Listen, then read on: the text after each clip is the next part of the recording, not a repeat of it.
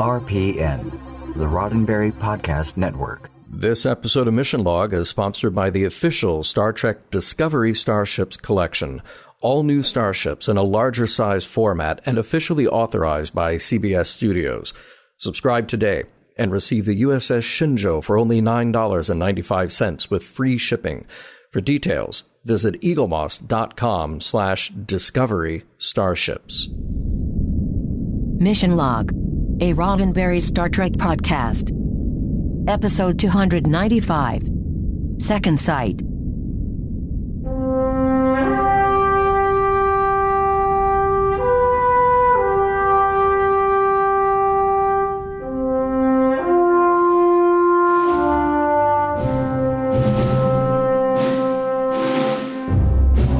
Welcome into Mission Log, a Roddenberry Star Trek podcast. I'm John Champion. And I'm Ken Ray. Each week on Mission Log, we watch some sort of Star Trek something, taking it apart for morals and meanings, ideas and ideals, and seeing whether it all stands the test of time. This week, Second Sight, the one where Benjamin has an imaginary girlfriend. But not from his imagination. Also, Richard Kiley's in this one. Richard Kiley? Wow. They spared no expense. John's got trivia coming up in a bit, but first, a word from our friends at Eagle Moss and the official Star Trek Discovery Starships collection. Flying in to take over your mantle or your bookshelves. You know who keeps China in a China cabinet? Squares. The China cabinet would be an excellent place for some great big starships. And what excellent starships they are. Officially authorized by CBS Studios, made from quality, just solid, weighty materials, made from die-cast metal and ABS materials, and they're based on the CG models used in the production of Star Trek Discovery, which is an excellent thing for Discovery starships to be based on. Talking about big ships, Ken. I like big ships, and I cannot lie. The USS Shinjo NCC 1227 is nearly 8 inches from front to back. You get the display base, you get that collector's magazine featuring behind-the-scenes info, original design sketches, and a breakdown of the technology on board. And, of course, you get a great deal to start off. The first ship in the collection, the USS Shenzhou NCC 1227, is available to subscribers for only $9.95 with free shipping. The place to get that is eaglemoss.com/discovery starships. And there's more to come. Additional models, including the Discovery herself, the Europa, the Vulcan Cruiser, and the Solkar class. That's the newest one out of the line. New ships ship monthly at an exclusive 20% discount off the standard retail price, also with free shipping. But that discount is not the only reason to subscribe. People who are subscribed are also entitled to free gifts worth over $100, and you can cancel your subscription anytime you want. Full details can be found at eaglemoss.com/discovery starships. Now, if there's just one ship you have your eye on, if the subscription thing is not your thing and there's one you want, you can find individual ships. You can go to shop.eaglemoss.com for that, or go to your local comic shop. That will come at the regular price of $54.95. Oh, but let's bring it full circle. To subscribe, you go to eaglemoss.com/discovery starships. And a huge thanks to Eagle Moss for sponsoring this week's show. John's got trivia coming up in just a moment, but first, I'm going to let you know how to get in touch with us. Mission Log Pod is the address to find us on Facebook, Skype, and Twitter. If you'd like to leave us a voicemail, we would love to hear your voice. 323-522-5641 is the number to call. 323-522-5641. Our email address is missionlog@roddenberry.com. Our show website, including discovered documents, is at missionlogpodcast.com. And please do remember, we may use your comments on an upcoming episode of Mission Log. And with that, we do that trivia thing that we do so well, especially when it's led by Mr. John Champion. Well, here we go. Trivia for today's episode, Second Sight. The story is by Mark Jared O'Connell. Hey, it's the first time that we've mentioned Mark here on DS9, since this is the first of 4 stories that he contributed here. We did meet him before, though. He wrote the story for TNG's Timescape, which aired earlier in the year than this episode of DS9. Now, originally in his pitch, he had Bashir in the lead role as the person who would find the mystery disappearing woman. The teleplay is by Mark, along with Ira Stephen Bear and Robert Hewitt Wolfe, and it was directed by Alexander Singer. This is the first DS9 outing for Alexander, but he did already direct 6 episodes of TNG that we talked about. A few notables there would be Relics, Ship in a Bottle, and Homeward. And you might remember from our previous discussions that he was a sci-fi fan and a Trek fan in particular. He directed some of Mission Impossible back in the 60s and really just wanted to walk across the street and take a crack at directing an episode of TOS. Hey, there's a mention here of 500 degrees Kelvin. I had to look it up. 440.3 degrees Fahrenheit, Ken. That's the equivalent. It feels like you're looking at blackened whatever you're getting at that point, I would think. Yeah, I mean, you'd have to be fast, but that's okay. Well, I mean, okay, I say that, and then I'm thinking, it depends. Is it happening in a pan or is it happening in an oven? Because in an oven, that's the thing. In an oven, I might roast some veggies at like 450 or so. Not bad. Yeah, that's fine. So he's onto something. Yeah. The USS Prometheus. Now, of course, it's named that because the Greek mythical figure Prometheus, the Titan, was the one who brought fire to humans. Now, as a ship, it is a Nebula-class ship, and we've seen that design or variations on it a couple of times before on TNG and also as a model in the classroom on DS9. Kind of cool to bring it back full circle there. And let's talk about guest stars. So, we have Lieutenant Commander Pearsall of the USS Prometheus, played by Mark Erickson. Now, Mark has a relatively short acting resume, but it really jumps around. He started as a child, appearing way back in 1959 on the Loretta Young Show, then on Alfred Hitchcock Presents in 1960. Fast forward a couple of decades, and he makes it to some horror classics like American Gothic. Then fast forward a couple more decades, and he's a producer on the TV series DTLA. Now, Ken, you mentioned Richard Kiley. He plays Seyetik, just another actor with a huge resume under him. Richard rose to stardom on Broadway. That's probably where he is best known. He won 2 Tony Awards, including the one for playing Don Quixote in Man of La Mancha, incidentally the role that he originated on Broadway. But go back further, and he was a fixture in TV guest roles starting in the very early 1950s. Just lots of cop shows and live performances on shows like Lux Video Theater and Ford Theater. Constant guest star roles continued through the 70s and 80s and 90s. You know how from time to time I mentioned that George Washington miniseries because it starred Barry Bostwick? Yes. Yeah, guess who else was in that? Richard Kiley. He was one of the frequent narrator voices on A&E's biography. So even if you never saw him anything, I'm sure that you heard him. And he was even the park tour voice in Jurassic Park. Yes. So that's another place you would have heard him. What else, Ken? I feel like you've probably got a Richard Kiley favorite. Oh, no. In fact, I had to look up who Richard Kiley was to be certain. It was just, I remember when I first saw Jurassic Park, I had no idea who Richard Kiley was. But, sir, is it David Attenborough? No, that's not David Attenborough. Who is it that plays the guy who runs Jurassic Park? Richard Attenborough. Oh, Richard Attenborough, right. Not David Attenborough.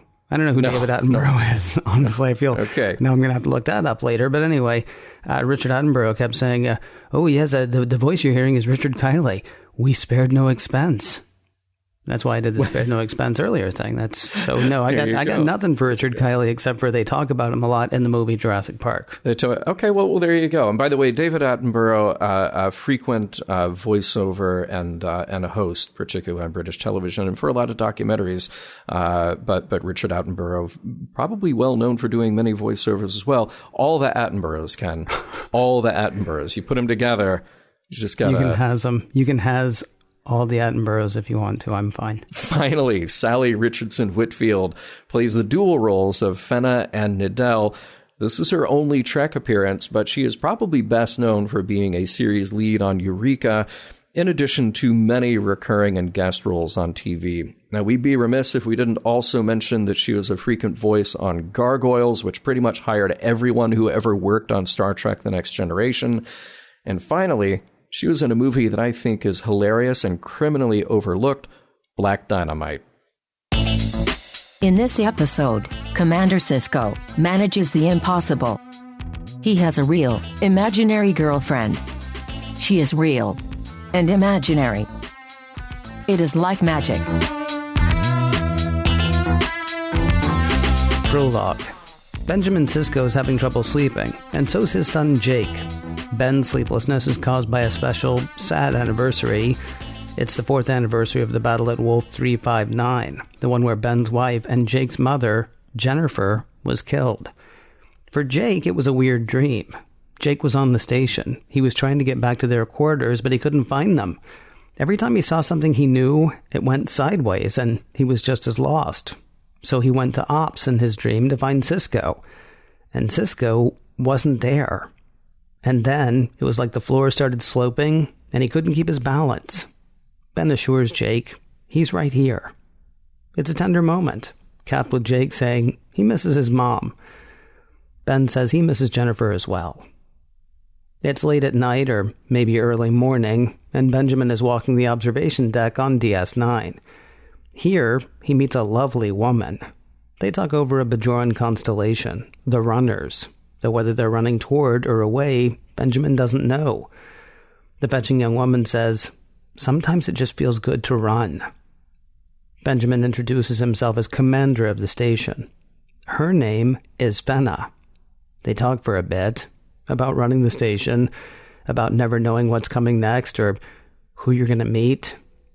She says she likes it there and wishes she could stay longer. Though when he asks her where she's going, Fenna says she doesn't know.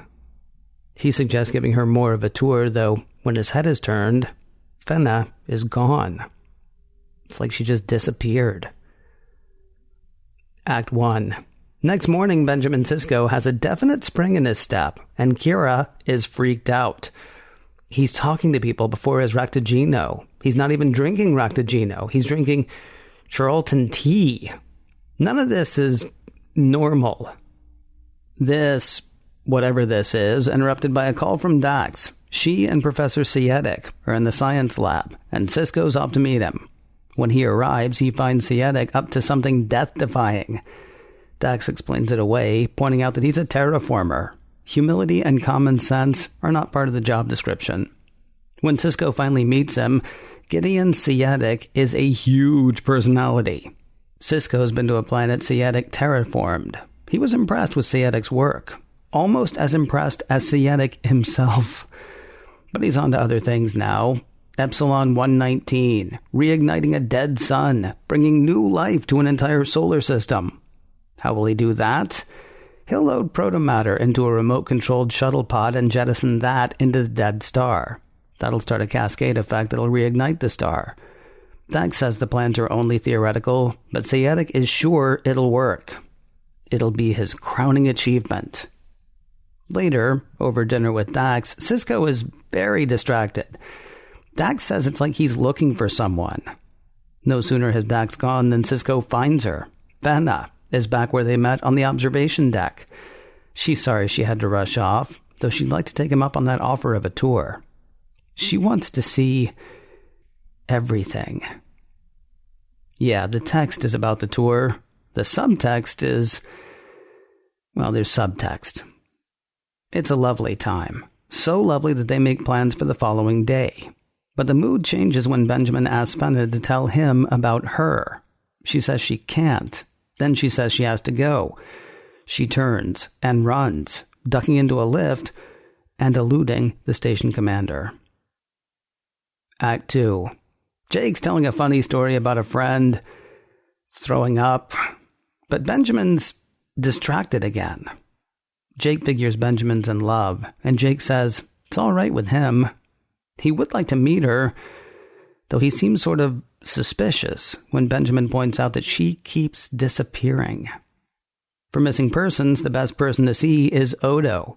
Sisko tasks the constable with finding this woman, though he gives Odo precious little to go on, because he's got precious little to go on. One name, not sure if it's her first or last, not sure of her species, doesn't know what ship she came in on, vague physical description.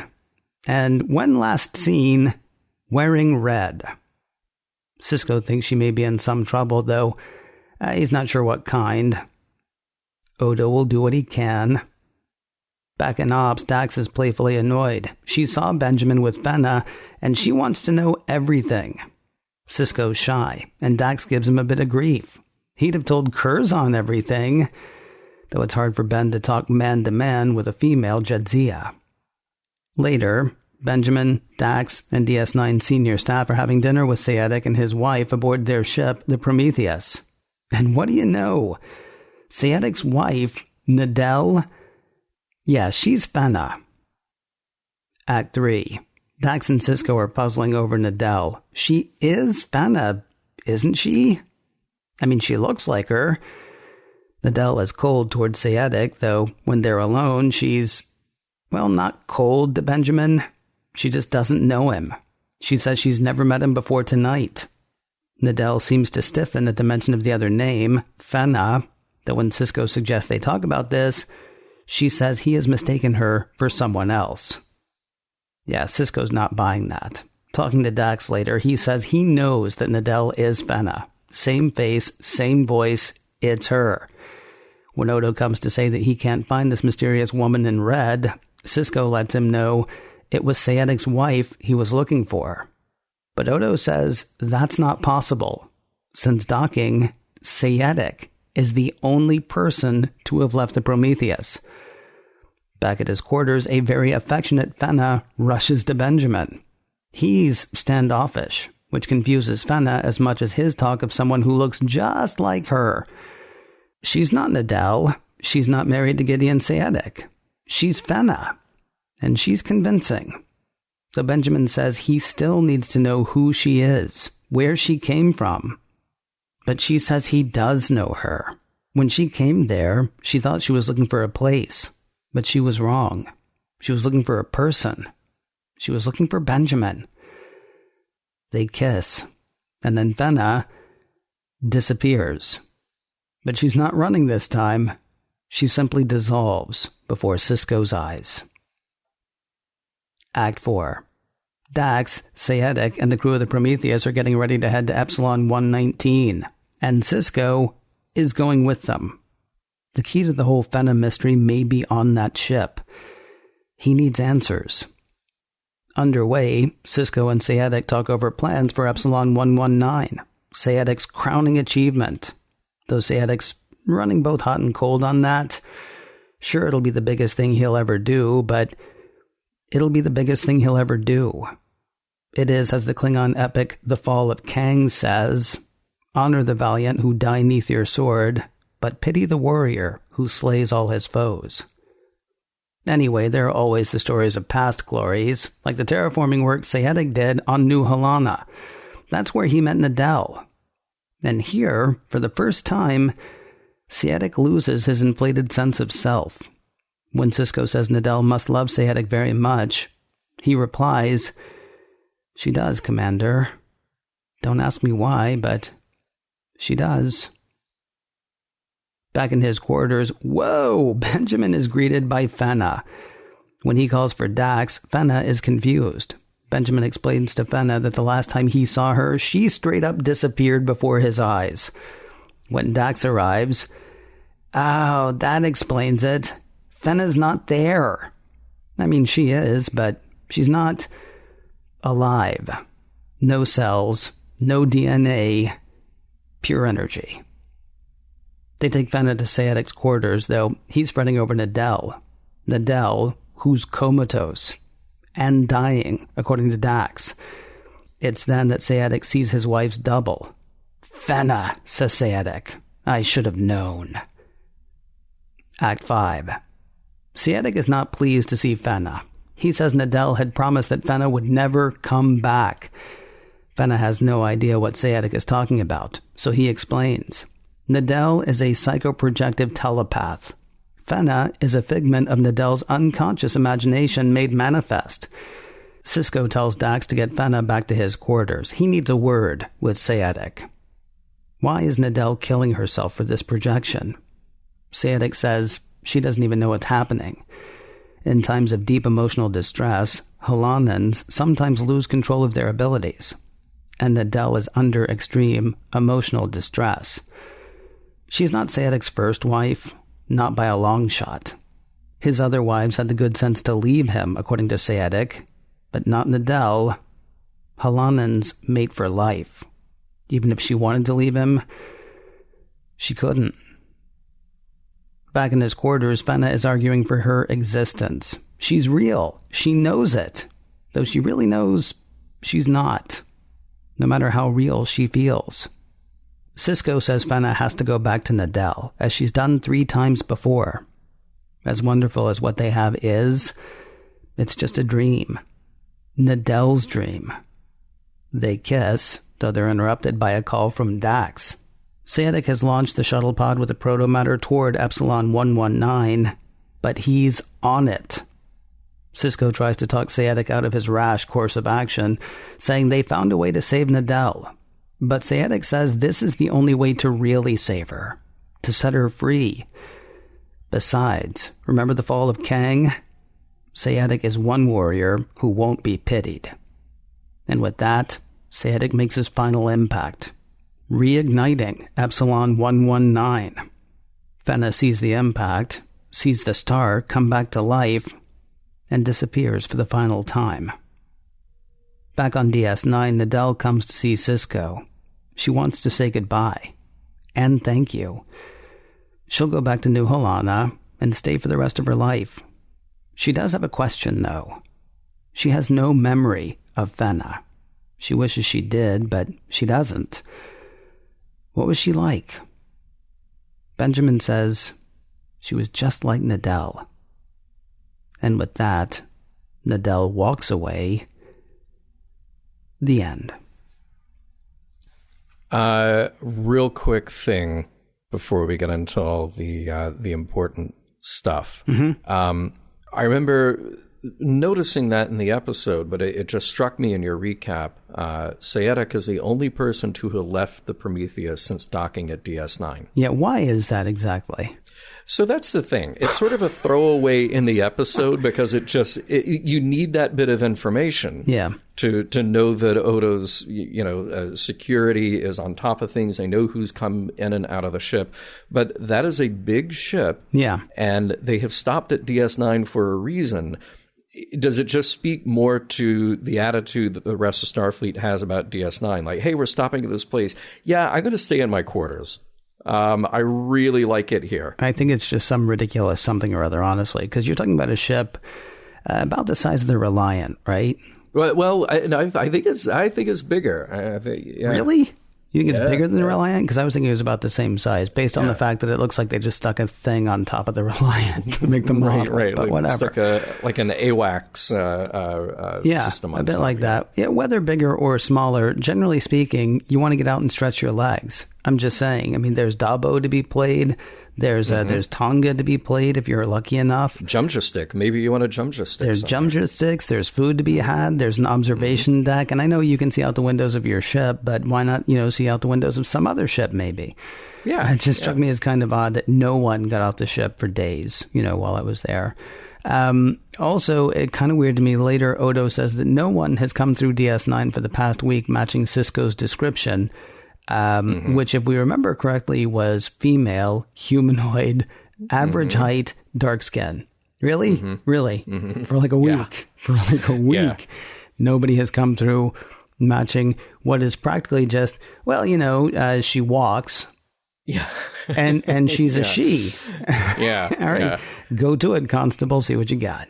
And if you keep in mind, from week to week, Deep Space Nine is either the hotbed, just the center of activity in that part of the galaxy, and there's ships going in and out of there all the time, or nothing happens and nobody stops by for a visit. It depends. Right. It depends on the day or the week that you get there, how they might typify that. Yeah. Now, Kira points out that Sisko normally starts his day with a cup of Ractigino, and all I could think of, and I'm sure that you did too in the back of your head, was, Jim never has seconds of my coffee. No, this is very important. I'm a little bit worried about Jake for a couple of reasons. First of all, he has a calculus test in the morning, so he shouldn't be up so late. And second, apparently Keiko is teaching calculus. Sure. Yeah, sure. She can, you know, when she's not when she's not tending plants, which I don't know if anybody remembers. She was actually a botanist back in the day. When she's not acting as the de facto social worker on Deep Space Nine, because well, she's female and she walks. Then she's teaching calculus or whatever else, or painting, or stuff with clay, whatever. Look, we are so good in the future. We are so good a few hundred years from now that calculus is that easy that a 15-year-old can get it from a botanist, no problem at all. Yeah. They could even teach me calculus. That's how good they are in the future. Yeah. I'm thinking maybe they don't even need teachers, or maybe anybody could be a teacher, in which case can we double back on why Keiko is not off being a botanist in the Gamma Quadrant, but is instead now schoolmarm. I know we're going to talk a lot about terraforming and all of that stuff coming up, but I do love. I'm sorry. Are we going to talk a lot about it? Really? I think it'll pop up. Okay. I'm pretty sure it'll pop up. Right. There. You may have a different show planned than I do. Maybe. Well, I haven't read your notes, so we'll see what happens. I do love the line, "You can't tell a terraformer anything." Just like this is a class of people. Just, the galaxy is rife with terraformers. And if we know anything about terraformers, they're a type, But I loved the introduction of Seyetik. I loved him coming out of that room with the lights going. It was kind of reminiscent of some very vintage sci-fi. Like I think of the shot on 20,000 Leagues where Nemo is showing Professor Aronnax what is essentially the nuclear core of the Nautilus. Seeing him coming out of that flashing light is super cool. Very, very cool. I could only think of a couple of other terraformers that we've come across. There was the one who stole Data's body. Well, who stole Data, really, right? Ira Graves, Dr. Graves, I believe his name was. And Slarty Bartfast from either Hitchhiker's Guide to the Galaxy, right? And I think you see him again in Life, the Universe, and Everything. You do see him a couple of times, but he was a very sort of laid back kind of guy. He was very proud of the work he did on the fjords in Norway, but otherwise he was not. He and Gideon Seyetik would not have gotten along. Well, okay, true. You're going to leave out like a Dr. Carol Marcus or like a David Marcus or any of the fine people at Regular One. You think they were terraformers exactly? I mean, I thought they were just creating a whole new way to terraform a planet, which is different. They're creating a process.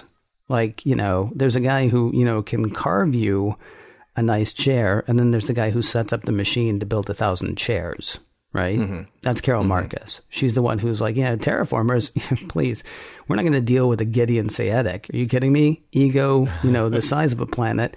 Instead, I'm going to make a pill. I'm going to make a pill that you throw at a planet, and suddenly it's a life-bearing planet again. Yeah, hey, they're all in the planet making business or the life making business. So it's just like those other guys, they're all in the chair making business. Well, I mean, they're all in the planet making business. I don't know, they're all in the terraforming business. See, they're actually forming the Terra. Whereas Carol Marcus is like, the Terra it'll be fine. Yeah, it's time now to talk about one of my favorite things. That would be food. Oh. So what is that dessert that Sisko is not eating? The Andorian tuber root. Yeah. I'm sure it's great. It sounds like a potato. Dax is super into it, though. But here's the thing. I thought that she was only into Asna, steamed in particular. Yeah. Well, you say she's into it, but did you notice she actually doesn't even take a bite of it? Well, it's a TV thing. Yeah. She grabs it, and then she's like, oh, this is really good, and I gotta go. Yeah, that's why you don't want me on set, because they say like, hey, John, here's the scene where you're really into this cheeseburger. And I'm like, we now have to do 20 takes where I devour this cheeseburger. Yeah. So. Chew the scenery, not the props. Exactly.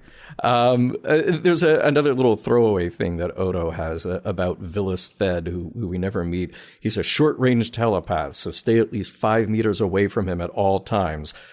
There is a whole story here that we are not going to see Although, hey, maybe next week is the Villas Thed story, which would be great. But it was just so entertaining to me. I picture all these security guys walking around just kind of like stopping every time they take a step. Wait, is he over there? Wait, am I 5 meters? This is 4 meters. Oh, man. Oh, wait, stay back. Go. Comedy ensues. Hey, speaking of that guy who's a psychic or, has a telepath, and then Nidell, who is a psychoprojective telepath. See, you would think that these two stories would overlap somewhere, but they don't. Yeah, maybe. Was that a MacGuffin? Were we supposed to think maybe that guy was part of it? Oh, interesting. Yeah. Hadn't even thought about that, but whatever. How do her abilities work exactly? Or put a different way, why did Fenna fall in love with Sisko? Because Nidell hasn't met Sisko, so Nidell doesn't know about Sisko. Now, I mean, she is wanting to get away, and that is something that she can apparently only do in dreams. But then when she gets away in dreams, still, why Sisko? Is it because he's sad and she's sad, and so there's some sort of like psychic attraction there? Because that's really all I could think of, honestly. That's it. I mean, unless you're going to go with he's dark-skinned, she's dark-skinned, but physically, I mean, would she have picked up on that psychically, first of all? And second, she doesn't seem to care because she's married to a pasty old white dude. So it's not like she's like, oh no, only people of my skin tone for me. Unless she's like, yeah, well, I tried marrying a white guy and that didn't go well. I don't know. I mean, I'm trying to figure out why she ends up with him. Right. I mean, I thought, for one thing, just for the dramatic purposes, and I did find it interesting that they had originally considered that Bashir was the one that would have been at the center of this story. So just another person, but it was Michael Piller who said, no, let's give that storyline to Sisko. We haven't explored him personally enough. And I thought they actually set it up pretty well, where it was this late night thing. Everybody else is asleep. Sisko is contemplative. He's out and about. And Fenna, the Fenna projection, the Fenna character, is out and about too, because this is the only time, or at least the convenient time, to escape and wander around. So had she just run into Quark, if he were closing up the bar, maybe it would have been him. But I don't know, it just seemed like it was happenstance that they were around because it was late and because they were both people with maybe something on their mind and like, looking for a little escape. But they happen to be the ones who are there. I gotta say, I love the idea of it being Quark. That's such a neat idea, especially after what happened with Pell just a few weeks back. Oh, yeah. Right? Yeah. That's a whole different show at that point. I mean, you get almost nothing. Yeah. You get almost nothing off Seyetik at that point. But that would have been, wow, that would have been neat. I mean, not that this was bad. I mean, don't get me wrong. I'm not saying, it should have been somebody else. I'm just saying. No. Yeah. When I'm trying to figure out why they fall in love, I mean, I can see why he would be attracted to her. I'm saying where she's never actually met him, where she has not been off the ship. Why is her, spirit self going to be attracted to anybody in particular? Yeah. Well, he's a strapping space station commander. So why not? Why not? Yeah. Hey, we have to call this out pure energy. Because Star Trek loves this, and Spock loves this, going all the way back to Errand of Mercy, and so does Information Society. Yeah. I still say it's not a thing, but in the context of Star Trek, how did Sisko touch her exactly? Hey, that's personal. That's personal. Oh, don't ask that. That's okay. Terrible. You're gonna lose us our family rating. Oh, because see, okay, yeah, all right. We'll stay away from that. Let's see. Speaking of a science thing, because there was the pure energy thing, there was one other sciencey thing on my mind. What was that? Oh, yeah, I'm pretty sure that stars are not planets.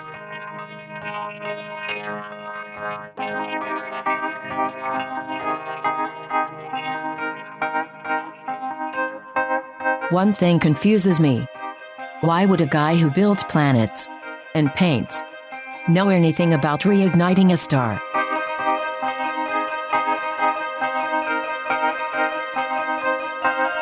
So, what do you make of humanity that can almost forget about something like the Battle of Wolf 359? Yeah. I mean, it's. I'm asking so I can tell you what I think of it. Honestly. Yeah. I mean, I am curious what you think of it, but let me go ahead and say what I was thinking, and then see what. Yeah, give me your position first, and then. I'm jealous. Yeah. I'm jealous of a humanity that can almost forget about that time that they were nearly wiped out. And I'll tell you why. Maybe it's Facebook. Maybe it's Twitter. Maybe it's all the social media stuff that we have today. In recent years, the whole "we must not forget" thing has really kind of started to annoy me, because you know what I'm really not likely to forget? A major attack. Yeah. Yeah, right. That time that our country was attacked. In fact, I'm given to understand that people in other countries are like, boy, that day, huh? That was a day. Because it really did kind of change the entire planet. I will say, I do look forward to the year that I do forget, that I'm like, oh, is that today? Wow. Because it's not just that one day. I mean, there's the Boston Marathon bombing, there's Columbine, there's the Vegas massacre in October of 2017. Mm-hmm. If I really try, I have no problem remembering bad things, right? Mm-hmm. The Virginia Tech shooting, Newtown, Stoneman Douglas. Mm-hmm. I like the fact that Sisko doesn't live in a society or work in an organization that's like, hey, don't forget about your black flower that you need to wear over your, your Delta or your communicator on that day, because we all have to remember how much, things can suck. I like the fact that Sisko almost forgot. Now, if you want to never forget, more power to you. Probably I'm never going to forget either. But if I do, try not to be jealous. I mean, it was weird because immediately I was watching it with a friend of mine and they were like, how's he going to forget that day? And I was like, yeah, how is he going to forget that day? That'd be neat. If you could share with me how, I'll sign up. Well, yeah, I get what you mean. I think there are some things where, you mentioned 9/11, I think, where the date is. The funny thing, I don't think I did. See? No? You know what I'm talking about. Yeah, you know what I'm talking about. Yeah. I don't even have to say. So really... Well, that was a recent one, as of the recording of the show. No, you mean the anniversary was recent. Yeah. And so the reminders were everywhere, and whether it was social media or news or what have you, it was definitely out there. And I personally have very mixed feelings about that because I have a personal connection to that. But other things that I don't have a personal connection to, I think where the date is inextricably linked, like December 7th. Mm-hmm. Okay, December 7th will not roll around where I won't think that it is the anniversary of the attack on Pearl Harbor. I'm as far removed from that attack in time and space as you can get. Mm-hmm. But we know the date because the date has been inextricably linked. When you look at other, like you went through a list of shootings and other terrible things that I actually don't remember the dates, but I remember the events. Mm-hmm. So it would take a day and date reminder to say this thing happened on this day. But if you asked me to do what you did and just make a list of horrible events or shootings or et cetera, I could do that. We all could do that. I want to think that for Sisko, and that's why I'm so fascinated by this episode, and I think that Michael Piller had the right instinct to make this episode about him. We're seeing somebody who we were introduced to as still living, and remember, you live here, mm-hmm. somebody who is still living in the grief of the moment of Wolf 359 and living in the tragedy of the loss of his wife. And we never really dealt with that. Pretty much after that introduction, he was a guy who went to work. And you could chalk that up to a fault of the show as introducing a character who has this deep scar, and then not dealing with it because he decided, well, let's go make all these other stories. Or mm-hmm. you could say, well, now a season and a half later, we've decided to look at Sisko and ask, is this a guy who has pushed all of that aside and poured himself into his new work and his new environment and all these new people because he has to try to forget in order to be functional? I don't know how deeply the show will get into that aspect, But I thought it was partly that. Just the ability to deal with wrapping his head around the reality of where he is and what he has to do, that he can't constantly be reminded of these terrible things. But the reality is, like, he suffered as bad or worse than anybody else there. He was in the battle and he lost his wife, and thank goodness he still got Jake there, and they can sort of console each other, which we'll go back to it. But that was such a nice scene at the beginning, to see that level of contact. Two things really quickly. I may have actually mentioned 9/11 before. I'm not trying to be all clever about it. No. I don't remember if I did or not. And the other thing is, I certainly mean no. I mean no disrespect. I don't understand. When I say I'm jealous, I this year in particular, as we record this, for some reason, just the number of people saying you can't forget this, you can't forget this. Well, no, you're right, you can't. And so it was kind of interesting to see. I don't think they were actually saying anything, but of course, we can talk later about whether or not they're ever saying anything on this show. Did I do that again? I'm sorry. We might come back to that too. I'm curious what you think of. I found myself wondering how much there was thematically in this episode about things not being real. You talk about the moment with Jake and Ben at the beginning. The show starts with Jake having a dream and knowing it's not real. There's Fenna disappearing. There's Quark coming to talk to Benjamin, reminding him the hollow suites are always open. It's one of the last things he says to Benjamin. And then and Benjamin actually saying to Fenna, what we have is just a dream. And I wouldn't trade it for anything, but it's still just a dream. Nidell's dream. It's interesting because it's not as over the top as a lot of dream episodes or imaginary episodes or whatever are. I thought thematically though it was sort of a neat thread that ran all the way through. It's funny. I actually was having a conversation with a listener about a week ago, and this listener was mentioning how he really liked that opening scene with Jake, and he was like, and Jake's having this dream, and it's really not relevant to the episode, but it's a nice moment. It's a nice father and son bonding moment. I had just watched the episode, and I wrote back and said, well, yeah, it's not directly tied to the plot, but thematically, that's what's happening. We're talking about a dream moment and Sisko wrapping his head around the importance or relative unimportance of a dream. So I love that it opens with that scene. I think it's kind of the perfect way to open a show like this, where Sisko has got to reconcile that the emotional experience was genuine, even if the cause of that emotional experience was not.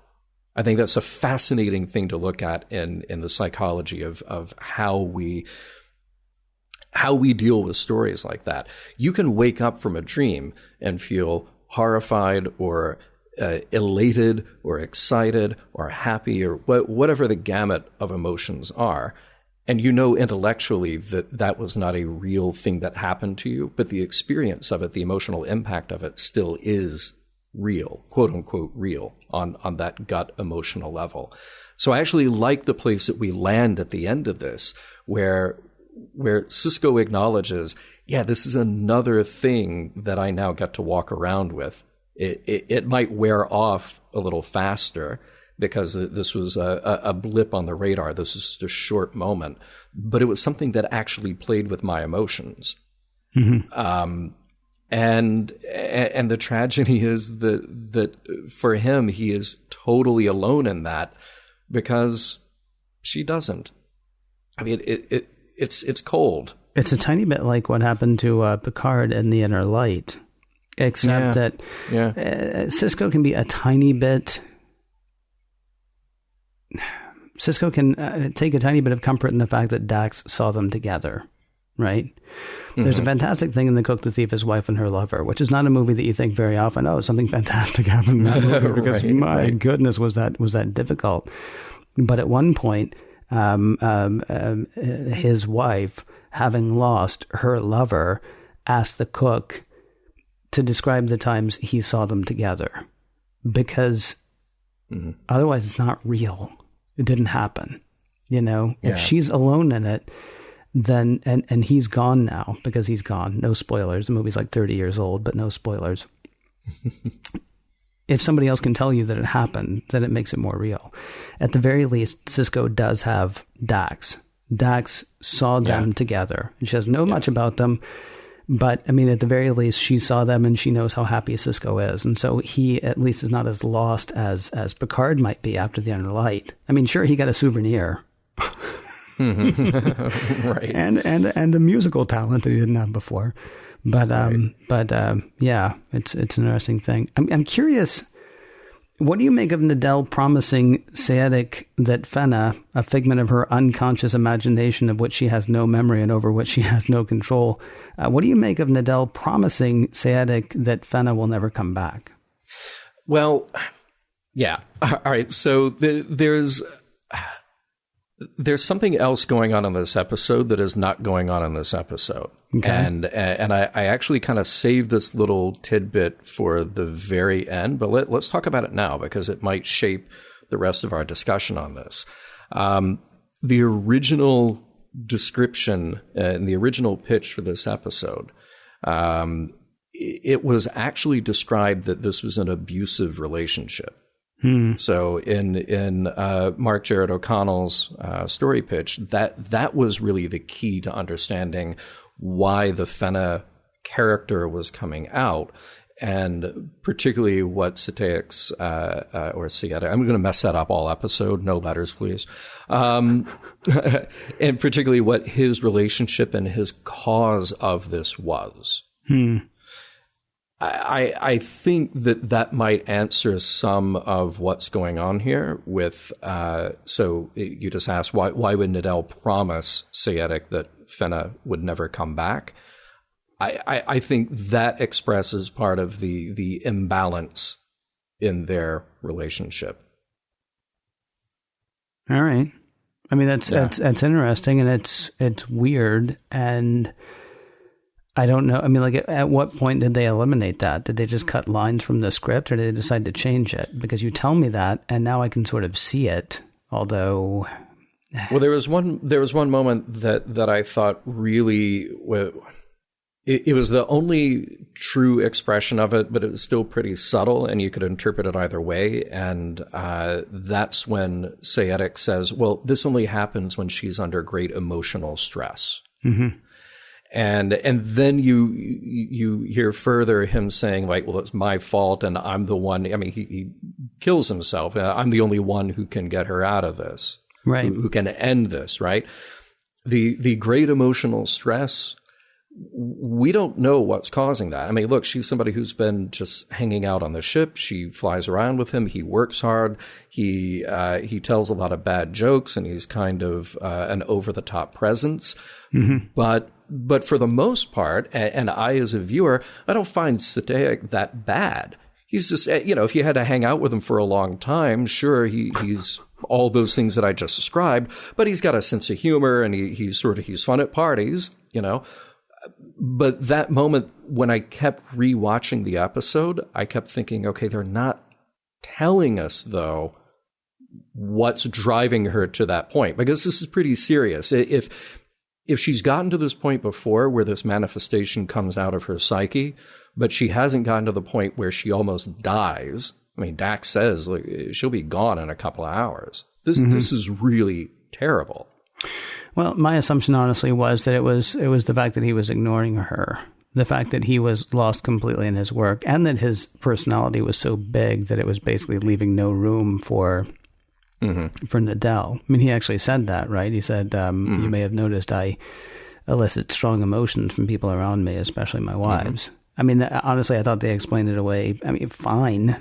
I did not immediately think, oh, he's abusing her. Now that you say that, I can see that, except I feel like they tried to walk it back. Yeah, I do too. Well, I mean, witness the fact that you had to tell me about it. I mean, it wasn't obvious at all. At the same time, I mean, he's about to do the biggest thing that he's ever done professionally, We don't know what happened 3 years ago, but let's assume that the, plan to reignite a star is going to take, 1 year, maybe 2, heck, maybe 3. Maybe the last time he had a big thing like this was the last time that this happened. She disappears in his life. Because that was the weird thing. I mean, he gives that line of, Sisko says, she must love you very much. And Seyetik says, she does, Commander. I don't know why, but she does. First of all, I don't see any evidence that she does. But second, he really seems torn up by that. Mm-hmm. When he says, what was it? I promised to show her the galaxy. I would have given it to her if I could. There seems to be, not in the script, but in Richard Kiley's delivery, there seems to be a real sense of sadness and loss over the time that he has blown, not being attentive to her. Yeah. Which, but he's not gonna do anything about it because he's got stars to light up, for crying out loud. And that's the thing. I think that no matter which way you typify it, what plays out here is this horrible imbalance in their relationship. Where's a Deanna Troi when we need her? Probably getting beat up by some alien on the Enterprise. That would be my guess. Right. Yeah, right. I mean, that's a thing.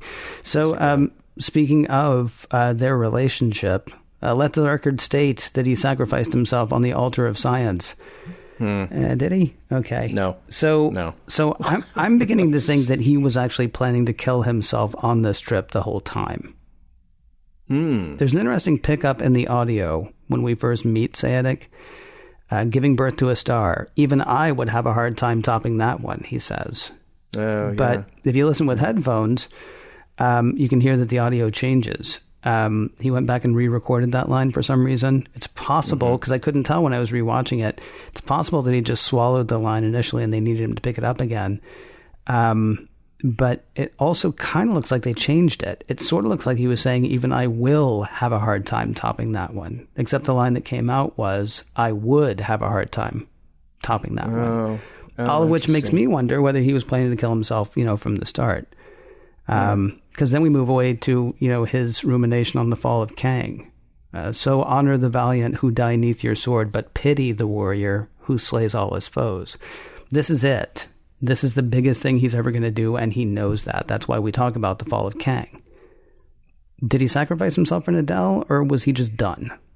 Well, see, that's sort of a problem with this episode then, because to me, I think there's a very interesting character plot to follow had this episode just been about him. If the study here is about this eccentric scientist who has poured himself so far into his work that he has lost all other aspects of his passions and his personality, and really feels like his life is his work, and once his work is over, it's just reached this apex, then he has nothing else. That's an interesting story to follow. But I didn't get that because to me, the story here is about Nidell and about Fenna and about Sisko. And he, Seyetik, is a catalyst for that. That would have been another and very interesting story to tell. But I think you lose that at the end, and you lose sacrificing himself to the altar of science. Because what I pick up is this is a guy who is sacrificing himself because of the torture that he has given not only to Nidell, but apparently to every other woman in his life or every other relationship in his life. Yeah. Okay. Let's come back to that in the next segment. Sure. All right. What else you got?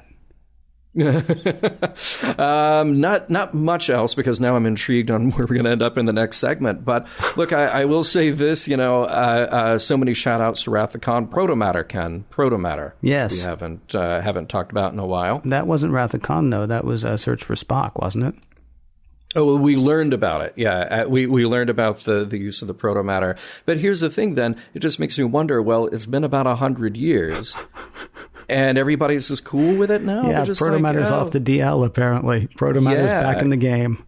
Everybody's fine with that. And really, I'm a little shocked that there isn't any discussion about this in this episode. But again, to me, the episode isn't about the science, and it's not about the scientist. It's about the woman here who is so damaged by what's going on around her, that she's got to use the psychic projection to escape herself. Well, now hang on. Let's do Star Trek science for a second. The problem with the proto-matter was it made the Genesis planet unstable, right? Mm-hmm. Yeah. They're looking to start a chain reaction that's going to lead to things blowing up real good. In this episode, proto-matter may actually be the best thing. Like, what's an unstable thing we can use that we've heard of? How about proto-matter? Sure. Yes. Oh, plus it ties in with the whole Star Trek too, and that sort of Reliant-ish looking ship. Yeah, you want to turn a thing that we're going to say was a star, but now looks like a planet, turn it back into a star, just all kinds of instability. All right, I won't. You're not going to let that go, are you? You're not going to let that go. Dude, it's a huge rock. It's a huge rock in space. It's a planet. Okay, so here's the thing. Yeah. When a star cools down, don't you think it gets crusty on the outside? It's like when you leave pudding for too long. No, that's not how it is. You don't think so? Oh. No. Gosh, I wish we had some science show we could turn to explain this. Yeah. Okay, how about all of the science shows? All of the science shows would tell you this. Or a book, or a science book. I don't have that kind of time.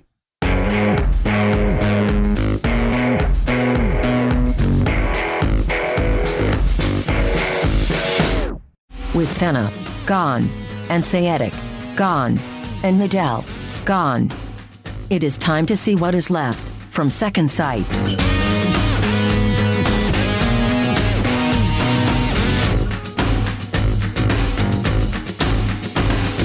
The episode is Second Sight. I don't really understand the title. I mean, unless you're just using like this sort of the catch-all term for telepathy or whatever. I'm not seeing it. Yeah. Anything? No. I was going to ask if you were fin to wrap up this show. If I'm fitting to wrap, I am. I'm all about wrapping up the show now. Not all about it, because I've enjoyed the show. I enjoy the show. Yeah. So, there's no hurry. You want to talk for another hour? I'm here for you. But this is the part where we do talk about the messages, morals, and meanings and try to figure out whether the episode does, hold up. Let me throw that question to you, Mr. Champion. Second Sight. Does this episode hold up as far as you're concerned? I think it's a very good episode, but I will say it's kind of all over the map. Mm-hmm. And that's the only place that I can really fault it. I think the performances are lovely. Avery Brooks, Sally Richardson Whitfield, the great Richard Kiley, they're all entertaining. They all bring depth. There's just a lot happening on the screen. And as you and I have found, the deeper and deeper that Deep Space Nine gets into this sort of character drama, they're really succeeding at that quite well. I feel like particularly in our last segment, we exposed part of the problem here, which is that they have a little bit of a science story. They have a little bit of a relationship story. They're not always dovetailing and supporting each other the way those story threads should or could. Mm-hmm. Now, I will say this. It was cool to visit a Federation starship again, because it's been a little while on that. I was impressed to read that those were all new sets.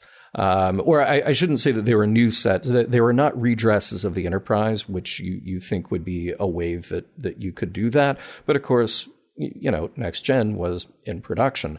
So they used bits and pieces of other sets. And in fact, you had pieces of some of the shuttles that were used to create the quarters. You had, I believe it was the bridge. Somebody will correct me, but I believe it was the bridge of the Excelsior that was redressed to make the bridge of the Prometheus. It was all these other pieces stuck together. And it had a wholly unique look to it, but still very 24th century Federation. So that was a success of this episode. That crew, though, just no. I am not buying their captain. And of course, we have Dax at the science station, because after meeting that captain, I just have to assume that she is better than anybody else they've got on that crew. Yeah, that was a mistake. It was like they blew all of their attention on making this good-looking Starfleet starship interior, and just said we don't care who's there. All we care about is our main characters. I also, there's a little bit of, I feel like the writing with Jake, let's look at it this way. Sirach Lofton would have been 15 when this aired. And I don't know that the writers really knew how to write for someone his age. It was a bigger problem on Next Gen when you had Wesley. But sometimes with Jake, he's super young sounding. Sometimes he's a little more grown up. And look, I know that what I just described is exactly what it means to be an adolescent. But yeah. Right. But it doesn't always play true to me on the show. And again, we'll go back to that main scene with him. It really has two scenes, the one at the dinner table and then the one at the beginning describing the dream. And I think I don't want to take anything away from that scene because it is played so well. But there's something just in the text that doesn't really play to me like a 15-year-old. And I think maybe part of it is that I want them to dig a little deeper about what the loss of Sisko's wife or the loss of Jennifer really means. Because we acknowledge it with Jake saying, I miss her too. Or Jake saying, I miss her, and Sisko acknowledging that. But, that comes at the end of the rest of their moment. I still think that is a great scene. I don't want to take away from it. There's still something that I feel like, maybe if somebody else had taken a pass at it, it would have been even better. And the truth and all the depths that could have been played in that scene would have been even better. But those are nitpicks. Yeah. In what is over. Huh? Well, I'm just thinking, because he's telling a story about a friend of his throwing up, right, and making fun of other people's food, and that's that's fine. It's like, hey, we need to fill 30 seconds. Maybe they just could have been like, yeah. So I did really horribly on the calculus test that I mentioned earlier. I'm not sure a botanist is who should be teaching me calculus. Yeah, right. See, then you tie everything back in. Exactly, because really all you need is to show that Benjamin is distracted. And so the problem is they're like, okay, well, let's write something. Because listen, I would ignore that story.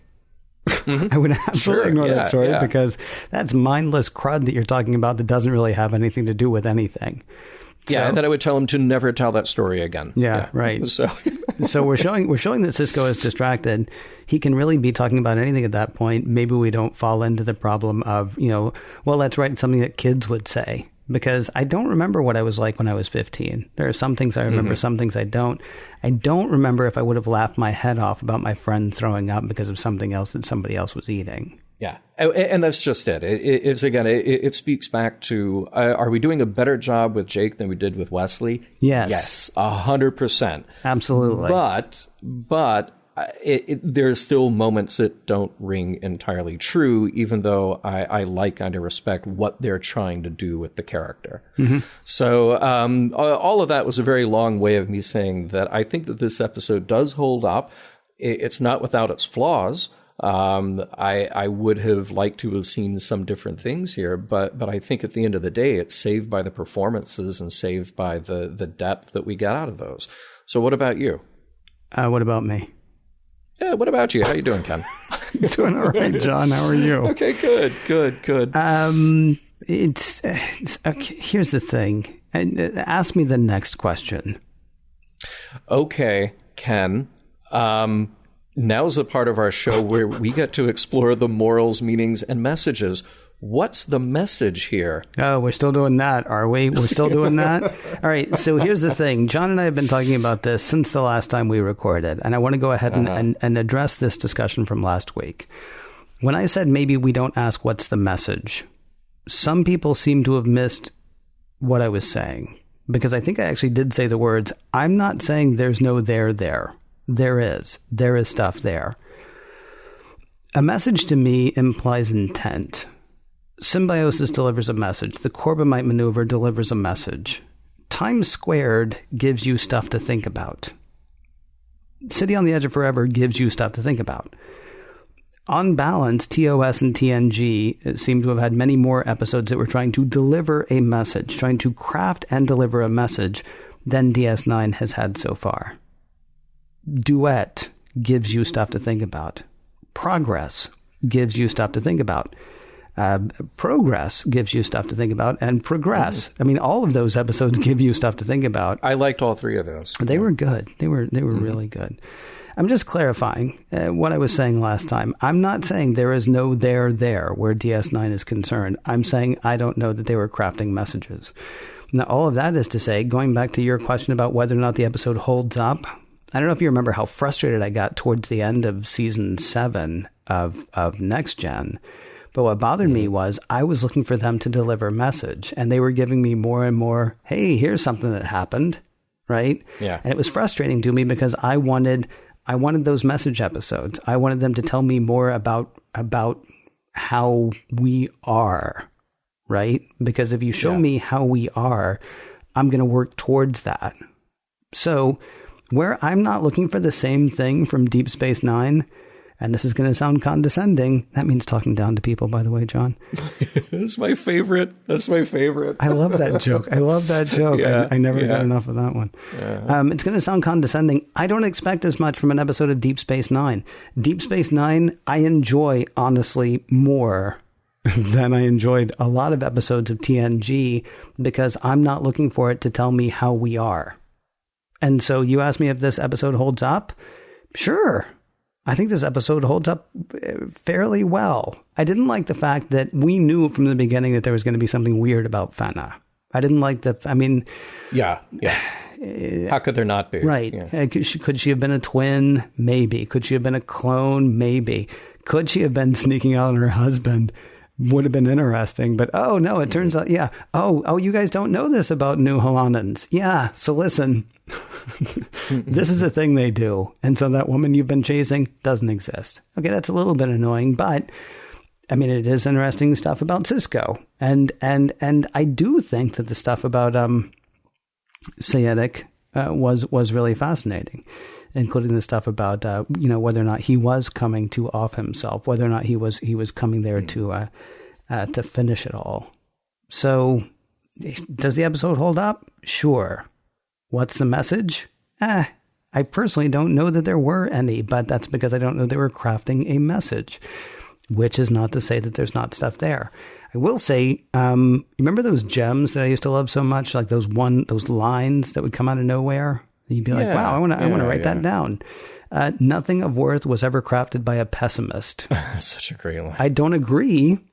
No. But I think it's a great line. A good line. And art should be an affirmation of life. It is amazing to me that anybody who writes for Deep Space Nine could actually put that line anywhere, but I love that line. I don't necessarily agree with it. I mean, I love the wall. I love Brazil. I mean, there are all kinds of things that are not necessarily, happy-go-lucky. Then again, you don't have to be happy-go-lucky to be an affirmation of life. So, so there were gems in it. And certainly there was a lot to pull out as well, including the thing that I said, hey, let's go back to that next segment. And I'll be darned if I can remember exactly what that was, John. Whatever, doesn't matter now. Look, I like to think that sometimes here on Mission Log, we're ahead of the trend when it comes to tropes and memes that we like to identify and just beat to death by repeating them. Mm-hmm. And recently I saw online somebody had created a meme about that thing on Star Trek where they'll name 3 people or 3 events or 3 incidents, and 2 of them are real, and the third one is a made-up science fiction thing. Wait. I'm certain. Let's do the scene. Let's do the thing. Seyetik says, nothing of worth was ever created by a pessimist, and Sisko says, oh, yes, except for Van Gogh and Beckett and Uraka. Nice. Okay, now I've heard of Van Gogh. I've heard of Beckett. You're saying Uraka, the third one, was made up for Star Trek, you're saying? Yes. Right. See, it's a totally fake one. It's like, doing a test, like getting to know somebody. I'm going to tell you 2 things about myself that are real, one thing that is completely fake. Right. You have to decide which one is made up. I'm a huge fan of the paintings of Van Gogh. I love the writings of Beckett, and I'm really into the pan flute of Uraka. Well, that's a lie because nobody is into the pan flute, Ken. So, Yeah, but I'm pretty sure that we have pointed that out in the past on Mission Log when Star Trek would do that as a thing and how much we were entertained by that. Yeah. And I like the idea that now that is out there as a meme for not that we're responsible for that. No, but I like that other people get it too. Yeah. You know, that's fun. It is a lot of fun. All right, but so going back to the question that you asked me, messages, morals, things to pull from this episode. What do you got? I mean, look, it's kind of grim, I think, at the end of the day. I mean, it's an exploration of reality and fantasy. And in this case, how maybe those are dangerous to each other. But, you know, Fenna can't live if Nidell can't live. I mean, this is all kind of a mess. And then Sisko is left at the end of the day with this moment, this dream that has this tragic ending for him, but maybe Sisko's a guy who needs his pain, and that's another thing that he's just got to live with. And like, well, that was a thing that happened. It wasn't real, but it affected me emotionally, and now I got to live with it. And Seyetik is insufferable to his wives, so he needs to die. That's a little strange. There's certainly not a message. There is like I said, that story element that was played down though, about Nidell having been abused. And I do think they stopped way short of that here. I wonder if it would have changed certainly it would have changed our experience and our understanding of this episode. So yeah, going back to what you talked about, the kind of feedback that we got after last week's show, and there was feedback. I think my favorite comment that we got was somebody who was just sort of reaffirming what you were saying, Ken, which is that TOS, and especially early TNG, which was made very much in the mold of the original series, was saying, here's the way to think about this problem. You take the bonk bonk on the head episodes like Let That Be Our Last Battlefield. It's saying, here's how you need to think about this. The way you need to think about this is that we are all the same and racism is dumb. Right. As opposed to a show like Deep Space Nine, which is saying, here's something to think about for a while. And we don't have to land at necessarily a morality play type lesson. And it doesn't mean that the further we get into DS9 that we won't find moral ideas to ponder and asking ourselves whether somebody made a good decision or a bad decision or a more moral decision or a less moral decision. But the approach is we're probably going to end up with a lot of episodes like this where you say, well, there's not a you see to me moment. But it's okay because the episode succeeds at what it's trying to do. Mission Log is produced by Roddenberry Entertainment. Executive producer Rod Roddenberry. Are you interested in podcasts? Something tells me you might be. Podcast.roddenberry.com is a great place to find a few. Oh, you got Mission Log, you got Mission Log Live, Women at Warp, Priority One, and The Trek Files. 5 great shows, 1 great place. Podcast.roddenberry.com. If you'd like to support Mission Log directly, that'd be awesome. Patreon.com/missionlog is the place to do that. For more exciting Star Trek podcasts, check out Trek FM, that is Trek.fm.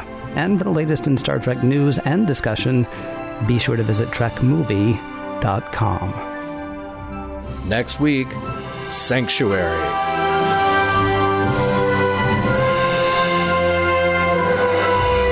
Some of the music for Mission Log provided by Warp 11, online at warp11.com, and from the album Messages by Key Theory, free to download at kitheory.com. Remember the episode, If Wishes Were Horses? This is kind of like that, but way better.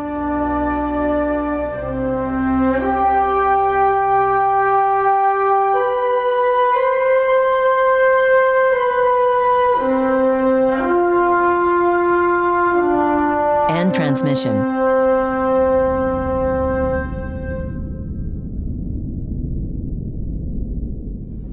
podcast.roddenberry.com. The Roddenberry Podcast Network.